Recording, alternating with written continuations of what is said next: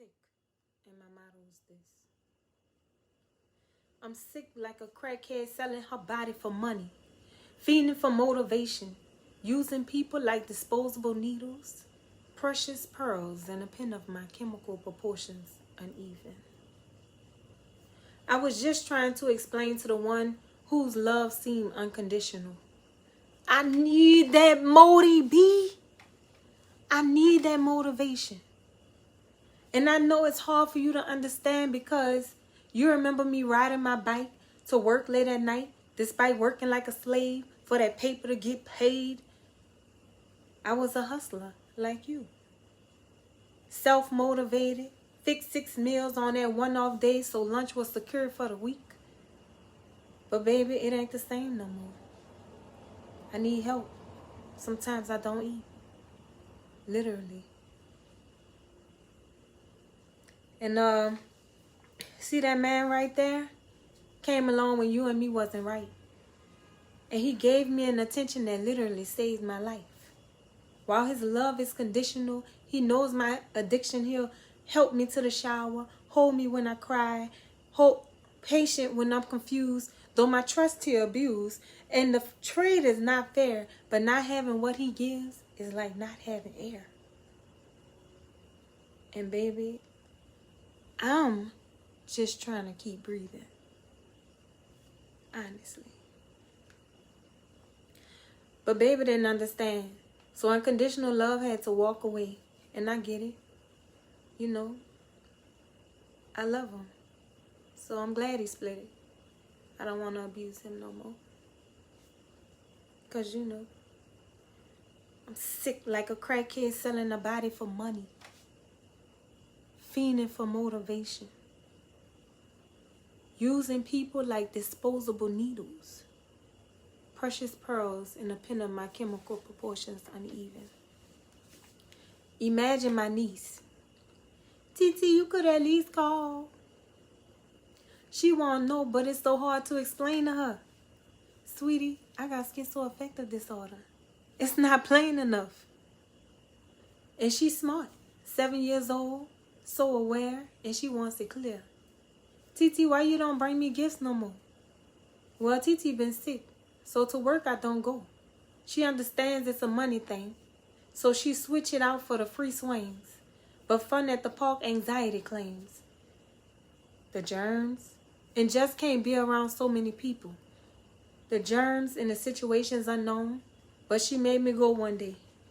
She just wouldn't take no. She just wouldn't accept no. She wanted to play. Who knew she'd meet racism from a grown-ass Arab mother telling her daughter that these swings made these kids made the swings dirty because she didn't like to see her daughter wait her turn. I got OCD, obsessive thoughts. I can't think about it too long. I asked Kaylin what she thought, and she thought the mama wanted her daughter to get on the swings. And then she began to sing. Expressing her thoughts so clearly, rhythmically. She's a songwriter like me. I only hope this ain't the marking of a genius that'll be schizo by the age 23. I could be tripping. I hope so. Because you know. I was sick like a crackhead selling a body for money. Fiending for motivation. Using people like disposable needles. Precious pearls in the pin of my chemical proportions uneven. Then the doctors. Swear to God, I need a prescription for life. But despite my description, I researched the hype. Started changing my diet, and it was working. Ran into some emotional stuff with Mr. Conditional and decided to increase the doses. 3 months later, my sister texted that she was withdrawing herself from the family. And enlightened to the possibility, I decided, well, shit, I'll do the same. I'm the one who's suffering. I didn't want to kill myself because I'm not God. So I decided to stop. Heard somewhere that after 3 days without food or water, your organs fail. Day 1 was easy, but that night I was found out. Day 2, I was locked in the house, and when I escaped, I was caught. Day 3, I decided at least I could allow my family to tell me bye. Day 4, I realized that if I passed out, I'd be hospitalized. So at sunrise, I began to walk to my death. I made it from the 8th ward to Kenner before sundown. Ran around the park, and a few hours after dark, I couldn't understand why I had such a pleasant day. No upside, no downs. No voices, no sights, and peace. I had peace, and I still had energy. So I agreed that if I made it back home without help, I'd try life again. I did, and I've been off medicine ever since. Because, I was sick like a crackhead selling a body for money, fiending for motivation, using people like disposable needles, precious pearls in the pen of my chemical proportions uneven. My godmother, she's so God-sent, supportive. I was living in one of her apartments then. Went right back to work, excited about my new keto alkaline diet. She advised me to see a therapist, and I did, but the sister wouldn't give me psychotherapy until I saw a psych doctor. Before I saw him a couple months later, absent of my schizophrenic and bipolar symptoms, I developed new symptoms: anxiety, the fear of getting sick again.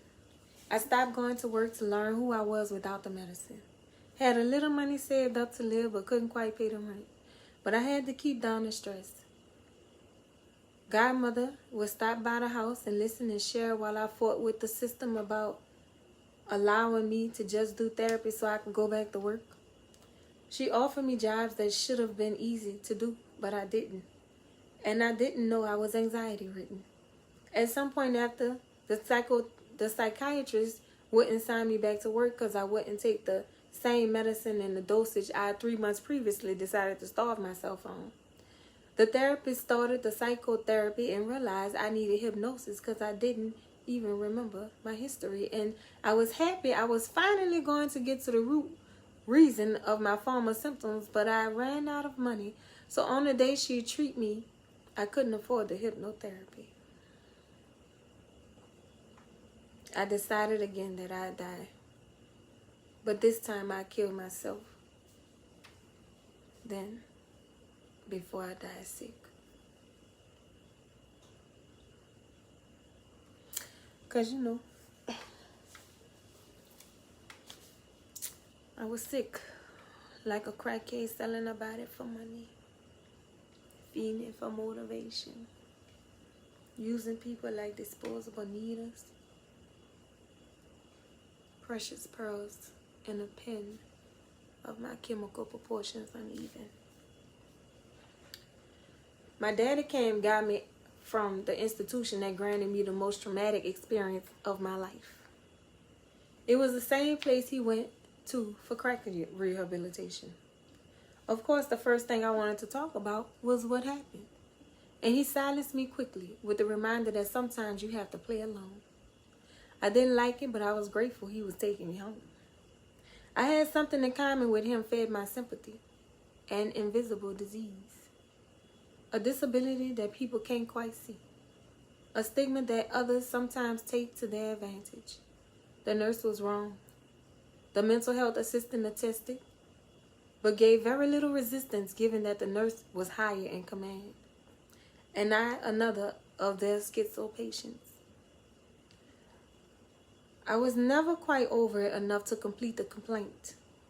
The PTSD symptoms came to surface months later when I thought my life had just gotten better. Found a little side job gardening, getting paid under the table. Then the nightmares and flashbacks of the white sheets and a doctor visit with the white doctor who only saw my chart and not my symptoms, wanted to treat me for what was written and not the PTSD that presented a little different in African American and Latino women. Then back to the drawing board. It was hard being traumatized and pretty and intelligent. Even for me, it didn't make sense. Because, I was sick. like a crackhead selling her body for money. Fiending for motivation. Using people like disposable needles. Precious pearls in the pen of my chemical proportions uneven. Imagine my mama. A paranoid schizophrenic that everybody thought was funny and fun and kept it real. She told us her diagnosis, but not the real deal, and I think she tried. But it would be after her death that we realized that she was suffering. That her not coming to parent conferences wasn't her, and all the activities and good grades I made for her attention was really diagnosis. Was really denied by her diagnosis. And her coming to that one play in my 2006 high school graduation was probably one of the hardest things for her to do. And I know because of what I go through. She used to try to prepare us for her untimely death, as I do my niece. We ignored. Man, you crazy. Not knowing that a certified physician told her that as well, but in his own terms, with quite a different sentiment. She was smart, and she was a healer, and she was fun, everybody's favorite auntie. Genuine and giving and loving, though she curse you out in a minute. At age 23, I began to understand the roots of her quicker decisions. Because, I was sick like a crackhead selling her body for money, fiending for motivation, using people like disposable needles, precious pearls in the pen of my chemical proportions uneven. I be fiending.